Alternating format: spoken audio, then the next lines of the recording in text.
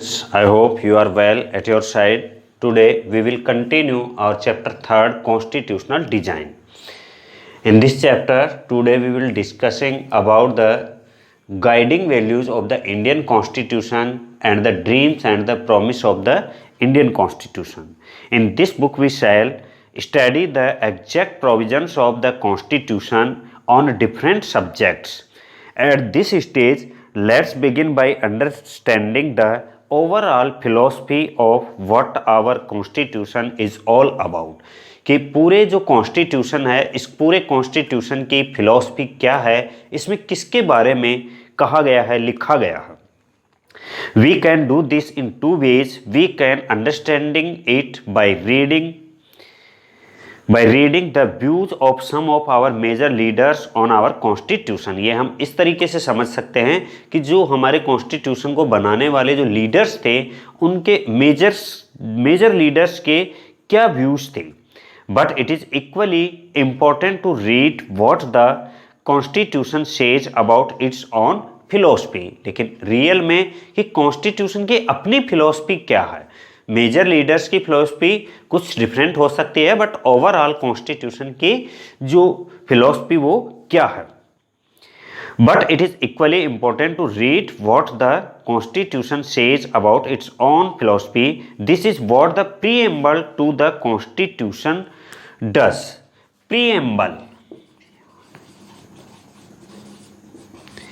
Preamble of the constitution. Preamble क्या है? इसे साउल ऑफ द कॉन्स्टिट्यूशन कहा गया है. किसी भी कॉन्स्टिट्यूशन की साउल उसकी प्रीएम्बल होती है.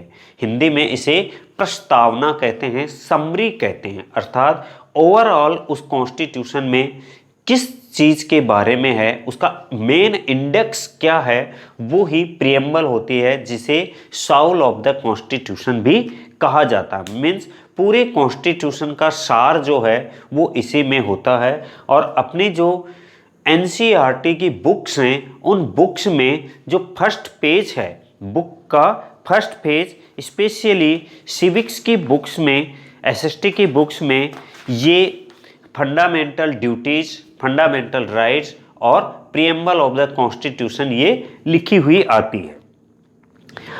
तो this is what the preamble to the constitution does. Let's turn to these one by one. The dream and the promise. Some of we may have noticed a name missing from the sketch of the makers of the Constitution, Mahatma Gandhi. हम इस पूरे इतने chapter में जितना पढ़ा उसमें कहीं महात्मा गांधी का नाम नहीं आया. But he was not a member of the constituent assembly. उसका नाम इसलिए नहीं आया because he was not a member of constituent assembly. Yet there were many members who followed his vision. लेकिन उस कॉन्स्टिट्यूएंट असेंबली में कई ऐसे लीडर्स भी थे जो गांधी जी के व्यूज को फॉलो करते थे. Yet there were many members who followed his vision. Years ago writing in his magazine young India in 1931 he had spelled out what he wanted the constitution to do. Young India नाम की magazine उन्होंने publish की और उस magazine में उन्होंने अपने views रखे थे 1931 में कि इंडिया का कॉन्स्टिट्यूशन कैसा होना चाहिए. This dream of an India that has eliminated inequality was shared by doctor Ambedkar. तो जो मेन ड्रीम वो था वो ये था कि इनइक्वालिटी जो है उस इनइक्वालिटी को एस्टिमेटेड किया जाए. सोशल इनइक्वालिटी जो है उसको एलिमिनेटेड किया जाए, पूरी तरीके से इंडिया से हटाया जाए. Doctor Ambedkar who played a key role in the making of the constitution but he had a different understanding of how inequalities could be removed.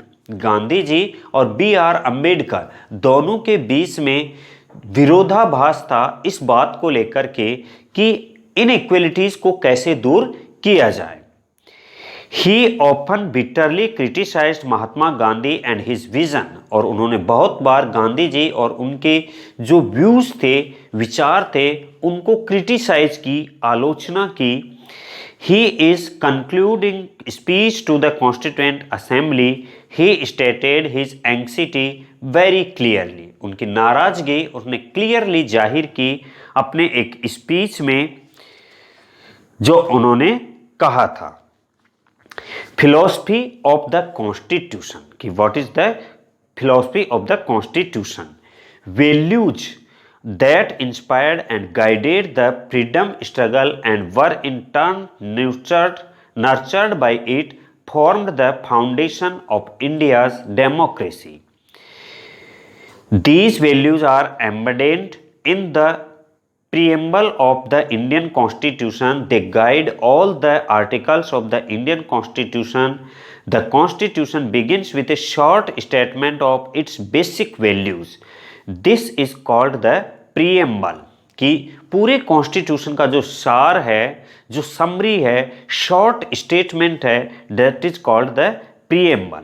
Taking inspiration from American model, most countries in the contemporary world have chosen to begin their constitution with a preamble. तो world के जितने भी new countries हैं, सभी countries के constitution में पहले preamble बनाई जाती है, फिर उसके बाद उस प्रीएम्बल के अकॉर्डिंग कॉन्स्टिट्यूशन प्रिपेयर किया जाता है।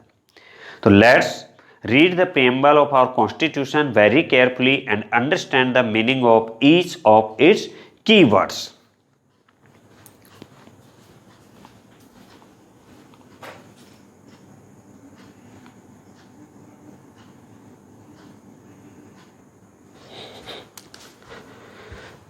तो B.R. अम्बेडकर और गांधी जी के विचारों में जो विरोधाभास था और गांधी जी ने अपनी स्पीच में जो नाराजगी जाहिर की, उसे यहाँ एक स्पीच के थ्रू कहा गया है, I shall strive for a constitution which will release India from all thraldom and patronage. अर्थात 26 जनवरी 1950 को हम विरोधाभासों से भरे जीवन में प्रवेश करने जा रहे हैं और राजनीति के मामले में हमारे यहाँ समानता होगी। I shall work for an India which the poorest shall feel that it is their country in whose making they have an effective voice, an India in which there shall be no high class and low class of people, an India in which communities shall live in a perfect harmony. तो गांधी जी ये चाहते थे कि यहाँ पर जो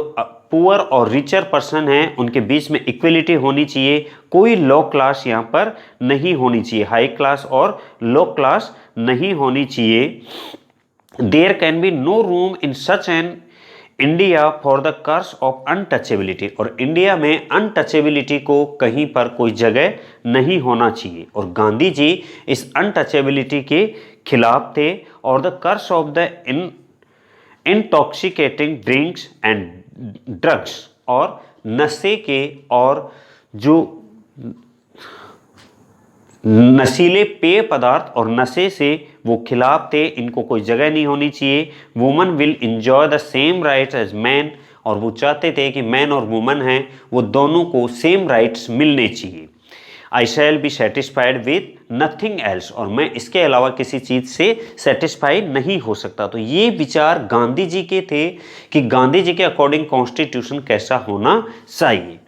अब जो कॉन्स्टिट्यूशन में B.R. अम्बेडकर और गांधी जी के बीच जो विरोधाभास थे वो थे, on the 26th of January 1950 we are going to enter a life of contradictions.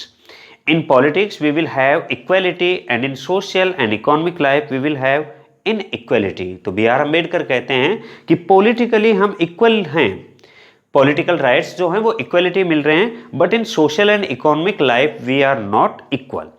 In politics, we will be recognizing the principle of one man, one vote and one value. In our social and economic life, we shall by reason of our social and economic structure continue to deny the principle of one man, one value. और हमारा social और economical structure ऐसा है कि वो one vote one value जो है वो कंटिन्यू डिनाइड होता जा रहा है। How long shall we continue to live his life of contradictions? How long shall we continue to deny equality in our social and economic life, और कब तक हम सोशल और इकोनॉमिक लाइफ में इनइक्वेलिटी को बेयर करते जाएंगे। If we continue to deny it for long we will do so only by putting our political democracy in peril. तो अगर हम इसी तरह लंबे समय तक सोशली और इकोनॉमिकली इनइक्वालिटी की सिचुएशन में रहेंगे तो एक दिन हमारी पॉलिटिकल डेमोक्रेसी है उसका कोई सेंस नहीं रह जाएगी, वो भी संकट में पड़ जाएगी, उसका भी कोई मतलब नहीं रहेगा। तो बी आर अम्बेडकर चाहते थे कि पॉलिटिकल डेमोक्रेसी तभी मिलेगी जब हमें सोशल और इकोनॉमिकली फ्रीडम मिलेगी, इकोनॉमिकली और सोशली इनइक्वालिटी है वो दूर होगी।